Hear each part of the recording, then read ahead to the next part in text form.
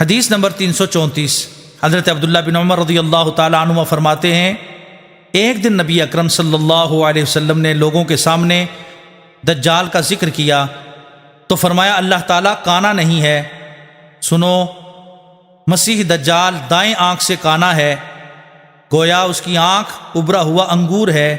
حضرت ابن عمر فرماتے ہیں رسول اکرم صلی اللہ علیہ وسلم نے فرمایا، میں نے ایک رات خواب میں اپنے آپ کو کعبۃ اللہ کے پاس دیکھا تو وہاں ایک نہایت خوبصورت گندمی رنگ والا شخص تھا، اس کی زلفیں کندھوں کے درمیان تھیں، جس نے بالوں میں کنگھی کر رکھی تھی اور سر سے قطرے ٹپک رہے تھے، اس نے ہاتھ دو آدمیوں کے کندھوں پر رکھے ہوئے تھے اور وہ ان دونوں کے درمیان بیت اللہ شریف کا طواف کر رہا تھا۔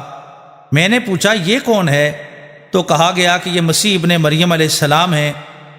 پھر ان کے پیچھے ایک شخص دیکھا جس کے بال گھنگریالے تھے اور دائیں آنکھ کانی تھی، وہ ابن قطن سے مشابہ تھا، اس نے دو آدمیوں کے کندھوں پر ہاتھ رکھے ہوئے تھے اور بیت اللہ شریف کا طواف کر رہا تھا۔